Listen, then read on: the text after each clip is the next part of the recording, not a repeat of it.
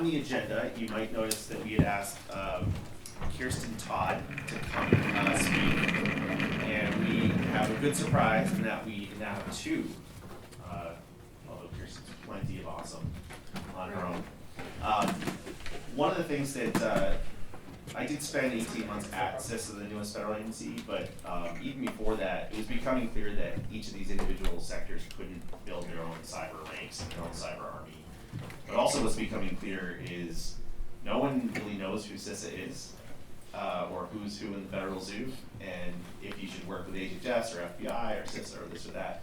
And it's becoming increasingly necessary. Yeah, I have two labs, two mics for yours. It's becoming increasingly necessary that if we're going to rise to meet these challenges like systemically important entities like change, or prepare for things like Volt Typhoon, or get on the right side of the president's strategy, or pay attention to Congress, that this shared responsibility requires we know what CISA is, we know what they do, we know how we should work together. And while Kiersten is not currently there, she's been kind of all along the journey that led to CISA as chief of staff most recently. And I thought she could speak more freely when people actively there. And we've added to the list, not on the agenda, but Steve Kelly recently retired from the FBI, where his last post was at the White House in the National Security Council for cyber. And all the way up until his last day, I was hounding him to try to make healthcare safer. So his new job is Chief Trust Officer for IST, which is a nonprofit think tank that runs the, among other things, the ransomware task force that you may have heard of. So I'm going to give a microphone to them, and they can enhance their own introductions. We're going to have them talk for about 30 minutes on some of the areas where CISA can and should and must interface with healthcare and public health. Well, fantastic, Josh and Bo and others. Thank you for the opportunity to be here, to pitch in this conversation. I didn't want that last conversation to end. That was actually fantastic. And you want an opportunity to testify. I think that there will be opportunities, because that's a message that needs to get out, and there's members on the Hill that will be very interested in what you have to say, Dina. So thank you for that. It really does set the scene for what bad looks like and what the potential consequences are. I remember in my old role being at the White House amid some of the earlier hospital ransomware attacks, we're having conversations about, well, what is actually happening? Is this actually impacting patient care? Just between us, the kind of the stories we were getting back was, no, everything's fine. There's nothing to see here. It's like, that's not possible. So I'm really glad that the message is penetrating. I've gotten a much better understanding of what actually happens inside the four walls of emergency departments and hospitals when these things are happening. And so I'm thrilled to have Kiersten Todt. She was the Chief of Staff at the Cybersecurity and Infrastructure Security Agency, CISA, which is the newest agency within the Department of Homeland Security. So we're going to talk a little bit about what CISA is and where it came from and what is it intended to do. And then this will be a great kind of lead into, I think, the next conversation, which Brian Mazinek from Health and Human Services will be here. So, so let me just do a little bit of scene. I don't think we need much scene setting, frankly, because of everything that's been set up to this point. But a couple of points around ransomware. I mean, my current organization, the Institute for Security Technology, is a small 501c3 think tank based in the Bay Area that focuses on cyber and tech policy, and we fancy ourselves as bridge builders between technologists and policymakers. And IST convened the ransomware task force, which involves lots of people from throughout the cybersecurity industry to try to tackle this problem. And the original report came out about 10 days before the Colonial Pipeline attack. So probably a report that nobody would have read became a really big deal. And so we've been trying to push for reforms, and there's 48 recommendations in the report. We've seen significant progress against 24 of those, but clearly not enough, because it seems like today the ransomware pandemic, if I call that pandemic, is worse than ever before. The National Cybersecurity Strategy, which you heard Steve Katsapoulou from the National Cyber Director's Office talk about, actually identified ransomware as a threat to national security. Probably the first time, outside of the context of counter narcotics and those types of things, that that a criminal threat has been deemed as a threat to national security. So it's clear that this is a major problem, and then now with kind of warnings from the government around China and Taiwan and potential incoming against U.S. critical infrastructure, the threatscape seems to be more scary than ever before. So maybe we'll just kind of like let that sit, and let's talk about CISA. So Kiersten, can you just tell us a little bit about what CISA is, where did it come from, and for those that aren't familiar, help to familiarize them, and why does it matter in the context of healthcare cybersecurity?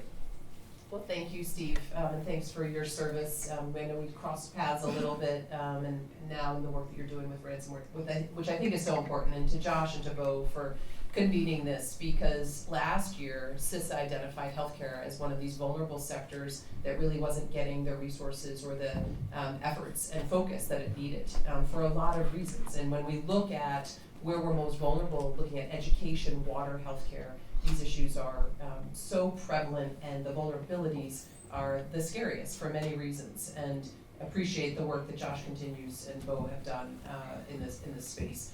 So I have both the fortune and the one could argue maybe the challenge of having been in this space for decades. I was working on the Hill on 9/11, and my first assignment, I had been working for Senator Lieberman on his personal staff in economic policy. And that summer of 2001, Senator Jeffords flipped from being a Republican senator to an independent senator, which flipped the majority of the Senate to a Democratic majority. So Senator Lieberman became chair of the Governmental Affairs Committee, which at that time as a young staffer was very boring. It was post office namings. It was things that were not at all interesting, but he moved a bunch of us over, and I made this decision to stay on. And my first assignment for him was a hearing on critical infrastructure protection for September 12th, 2001. So 9/11 happened on that Tuesday, and we went forward with this hearing on that Wednesday, and Senator Lieberman looked at a couple of us, because we had been using the Hart-Rudman Commission that used this term homeland, and said, we should have this Department of Homeland Security, which at the time, before the TV series, before anyone was looking at this as something cool, was very strange and odd. And so there was a group of us that were working on this legislation, while simultaneously there was the investigation of the Enron corruption. If those of you who remember, over 20 years ago, that was much more interesting. That's what the media was covering, right up until President Bush came out in June of 2002 with a counter to the DHS proposal. So what's so fascinating about this is that legislation to create the Department of Homeland Security was very much about how do we make sure a 9/11 never happens again. Let's put every agency, every entity within the federal government to stop this physical destruction and to stop terrorism at all costs. If you look at the history then, over the course of years, it was this, okay, physical is dominating, we've got to make sure that cyber has a voice, we've got to make sure that it's evolving and that we don't lose cyber. And then you sort of look at this place around 2010, maybe even 2008 with the financial crisis. Wait a second, cyber is actually the dominant voice here. This is now all about cybersecurity. And how do we actually protect cyber? And so the challenge with the DHS legislation was it was really kind of an everything in the kitchen sink approach, or everything but the kitchen sink approach, because it was every agency that had a touch point. Now as you evolve, really when we look at what the Department of Homeland Security means, it's about physical protection and protecting critical infrastructure. But the value and the importance of protecting critical infrastructure and the reason it's all in cyber. And so there was this debate for many years. I served as executive director of President Obama's commission in 2016. And that's when this idea of, there should be this separate agency for cyber that started to evolve, and a lot of debate on what that looked like. But the conceptualization that if we're going to protect critical infrastructure, we have to do that through cyber. And then in 2018, when the Cybersecurity and Infrastructure Security Agency, that legislation was passed, it was passed as this very small department without a lot of authority, but this idea that we need to have an entity that really partners with industry to protect infrastructure. And that means physical and cyber, but with a real dominance of cybersecurity. So then now we're CISA, this entity that didn't have funding, then you had Colonial Pipeline, you had these other efforts. All of a sudden you went from an agency in 2021 that had a $750 million budget to almost a $3 billion budget. And it was this concept of we've got to create all of these authorities, we've got to give all of this responsibility to this agency. Now what we talk about with CISA is that it is this national coordinator for sector risk management agencies, department and agencies that look at critical infrastructure. What does that mean? It's intended to share information, be an operational collaborator, bring in data, bring in intelligence, and then kick that back out. The challenge is that we have agencies, we have sector risk management agencies, we have all these entities, information sharing and analysis centers that are by sector. We have to now be convening them more effectively to actually have impact when it comes to sector protection. Again, now we fast forward to last year, our greatest challenges are in healthcare, education, water, those resources that our lives depend on but are under-resourced. They're not regulated. They don't have that effort. I mean, I commend just this discussion that we just heard, because without the advocacy and the independent thinking of somebody like you who's out there saying, this is what we need to do, this doesn't happen. And it kind of goes to this effort that we talk about with nonprofits in cyber. There's this huge value, and Josh knows this so well because he has filled the gaps. It's, what do we do if these people don't step up? We can't protect our nation based on this value that goodwill is going to always prevail. We're grateful that it does, but how do we institutionalize the protection of infrastructure, not just in government, but as a partnership with industry? Well, thank you for that. What a great history lesson. This National Coordinator for Critical Infrastructure Protection role. So recently, the President signed out National Security Memorandum 22, which is a decade in the works. It was PPD, Presidential Policy Directive 21, signed by President Obama, I think around the 2013 timeframe, yeah. And so I think everybody was expecting kind of a big rewrite, big changes. And I think it's a little bit more modest changes, but there's a few things that I noticed in there, and certainly that was one of them, kind of capital N, capital C, the National Coordinator role for CISA. So for folks in the room that are probably familiar with Health and Human Services, and HHS being the sector risk management agency for the healthcare and public health sector, then you layer on top of CISA. So, and in every sector you have something similarly. Environmental Protection Agency for water, Department of Energy for electricity, et cetera. So what is it supposed to do exactly? Yeah. And how would CISA be interacting with, say, a major health hospital system versus Brian's organization who just came in here? How does that work? So I think, what's so challenging about this space, but also where there's so many opportunities, is how quickly it moves. I mean, you know this from all of the work that you've done, that it's very difficult for institutions to keep up with the nature of the threat. And there are two primary lessons that we now appreciate and we can understand in this space when it comes to cyber. The first is that no one entity can protect itself by itself. Whether that's an agency, whether that's a hospital, whether that's a sector, you can't do it alone. And the value of cross-sector collaboration has never been more critical. So this idea that a threat or even an APT, something that happens, does not just happen to one entity. Inevitably, it's going to impact others, whether that's because of a supply chain issue, an ecosystem issue, even just the robotics question, a manufacturer with industry impacting healthcare, cut across all of the sectors that are included in that statement. There are so many. So this idea for CISA is you need to have an entity that's looking at all of this, really understands the landscape, and in a perfect world is sharing that intelligence, is taking information from one sector, from a threat, from an attack or whatever that is happening, and is able to share that with other sectors. So the coordinator piece, I think the challenge with this coordinator piece is then you think, okay, if you're a coordinator, then you're looking across everything. But CISA is also the sector risk management agency for now 9 sectors. So manufacturing, chemical, elections.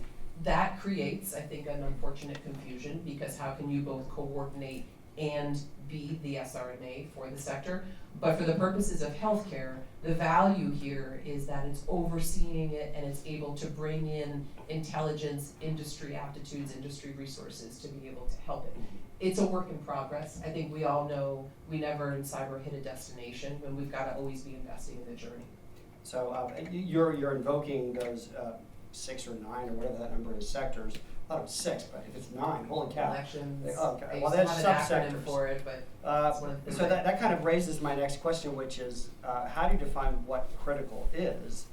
And I know that I've talked at length with Josh, and he's got his 4. I have my 4, and I testified before Congress a couple weeks ago and shared those.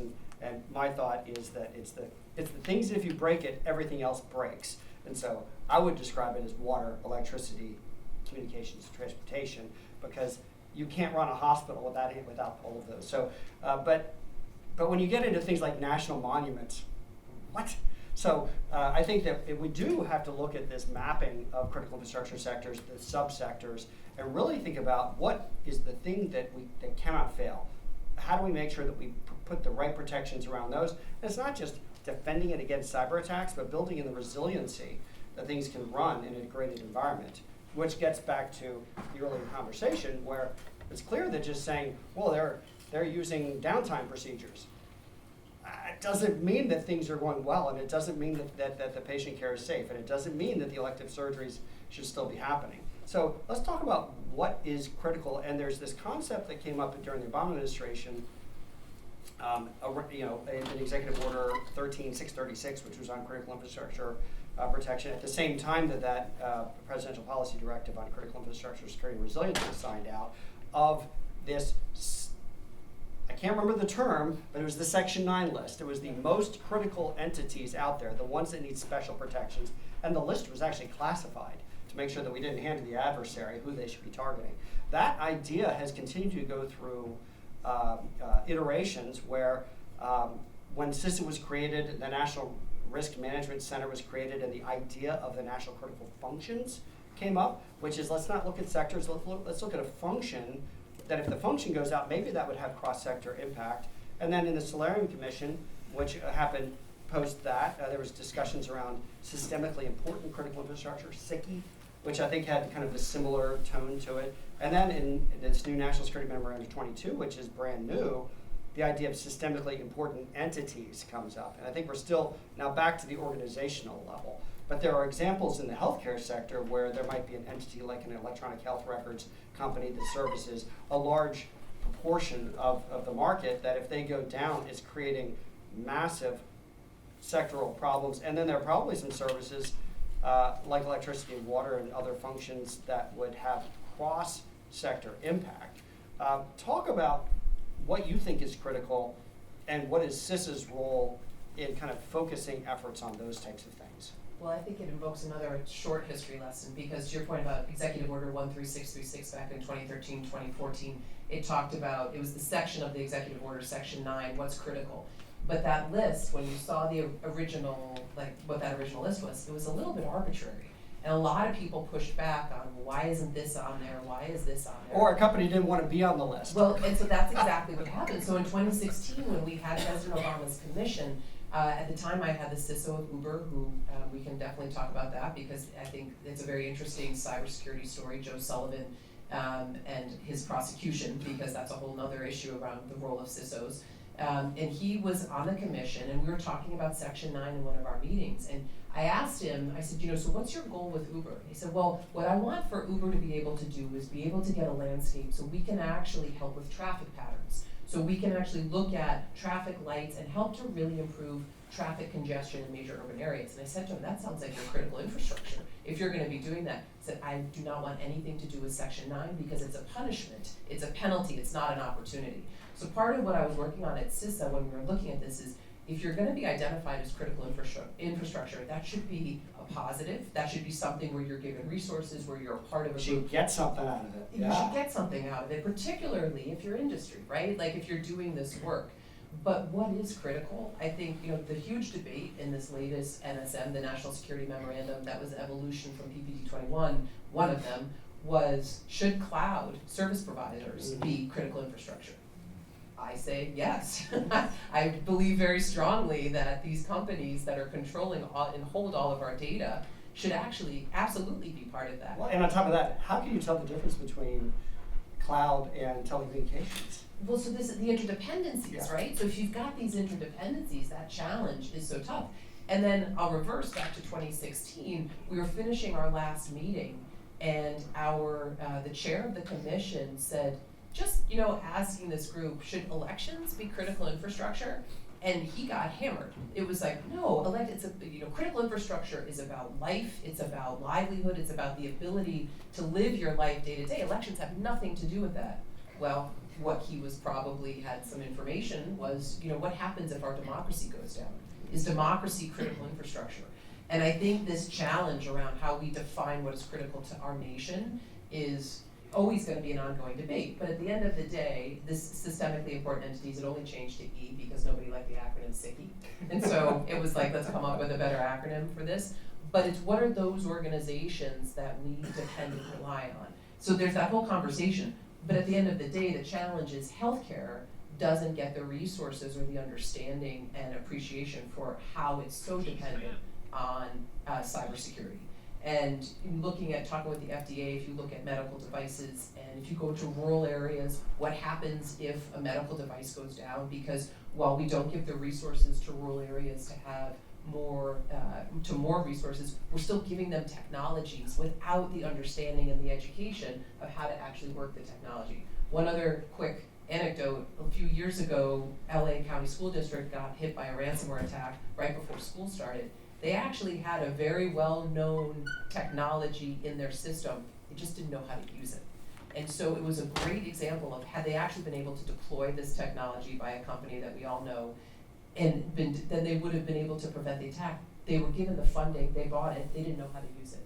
So we have this huge disparity across these sectors that need our help the most about how do we actually do the training to the point that was made? How do we educate those who are on the front lines to do this work? Because cybersecurity is a part of everybody's job. I push back on this, what's our cybersecurity workforce gap? Hey, we're all part of the cybersecurity workforce. So we've got to be looking at this so much differently. Yeah, if the LA Unified School District can't manage that, can you imagine a rural school system or a rural hospital? They're not going to have the capabilities well. Okay, well, let's keep moving. So last move here. How do you protect this stuff? What actions do we take? And I like to refer to this as my lists of lists of lists. There's all these lists of the things that we need to do. NIST, 100 things. The CISA cross-sector performance goals, 38 actions or goals within that. The Center for Internet Security has their common controls. I can't remember if it's 20 or 40.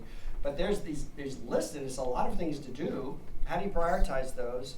What is it, and how do you tailor that for the specificity of a particular sector or a particular issue? So how do you tackle that, especially if you don't have a security staff to do it? Well, it's a great question, and I think it actually leads to your other question about how do we define what's critical.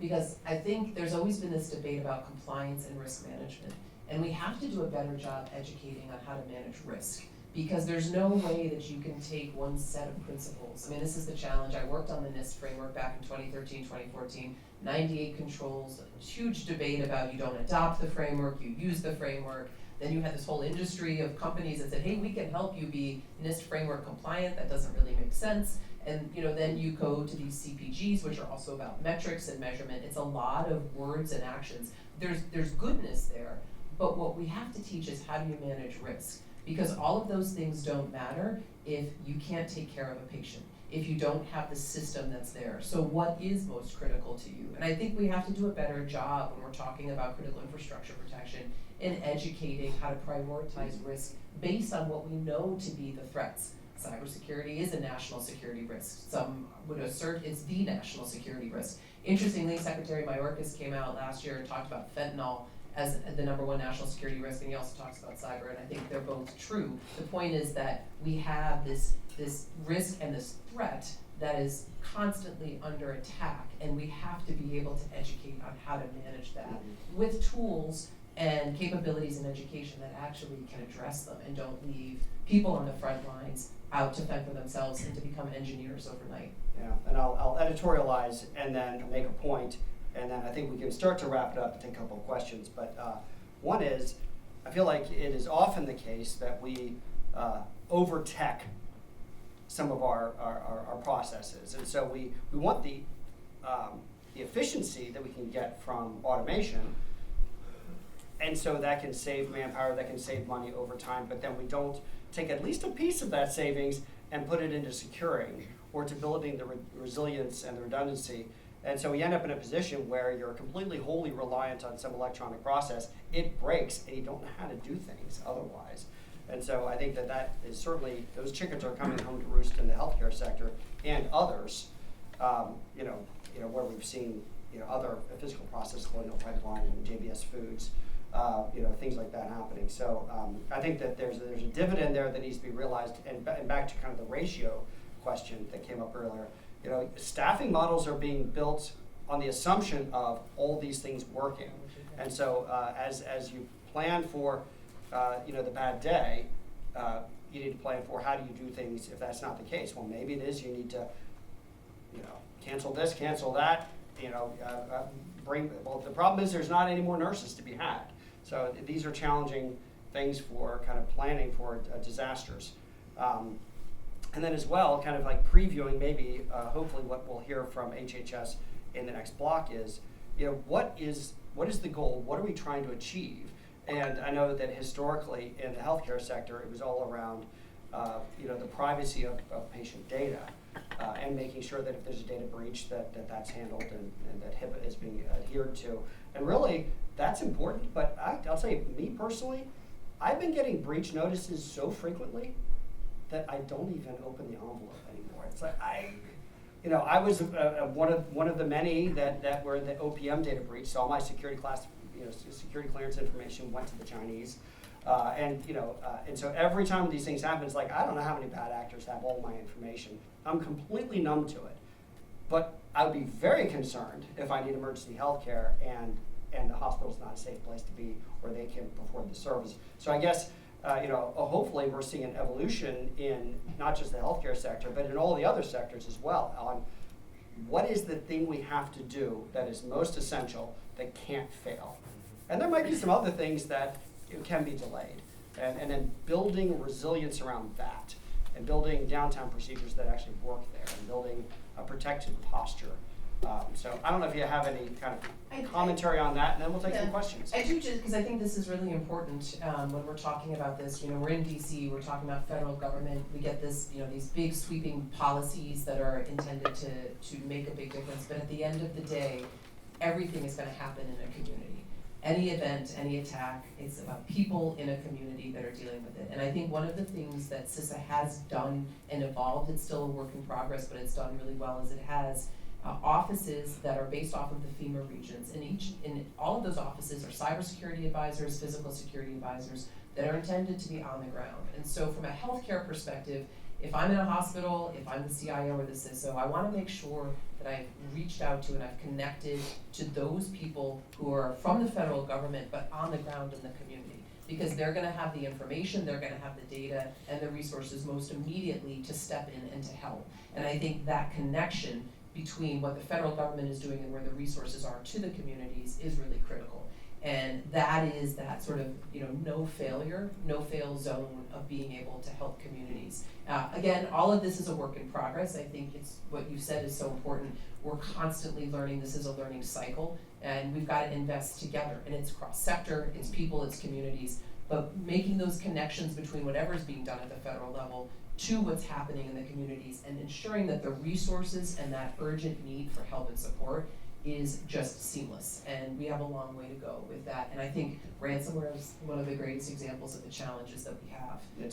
That's a whole nother, we could go into this because I think, this nation has actually created a perverse market structure that supports ransomware, but that's another conversation. Yeah. But the point is getting the resources at the community level to make it happen. So we will be able to take one question, and then we do need to get to our next guest. And Josh, there's a hand up directly behind you. I can speak loud enough. when will there be political will to call the problem out for what it is? It's cyber war. This Actually, I don't is not cyber crime. But I don't think it's, so ransomware is a profit-making business. Ransomware is a threat vector. Not always. We've got nation states, we've got individual, no, not always. But the problem is, when you, in order to polarize society, in order to, and I should say, in order to galvanize society, if you don't call it out for what it is, society is, right now, society puts the onus largely on folks that do IT and cyber.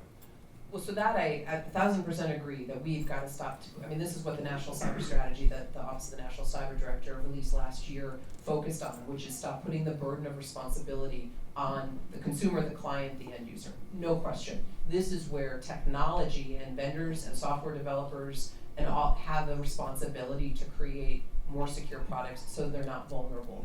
I guess I would just offer, I hear you, but what is the value in, it's cybercrime, it's cyber war, it's a profit-making mechanism. What's the value in just identifying it only as cyber war? Once you identify the target, you then can marshal the resources to go about it the right way.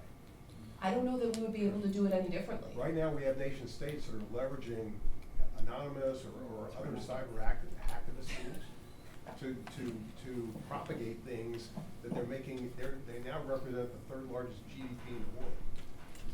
All right, we are, here's the great I thing love about, this the great thing conversation. about CyberMed Summit is we stir the pot. And the better part is we left room after the last talk to have some furtherance of these conversations. But for now, let's thank Kiersten and Steve, especially these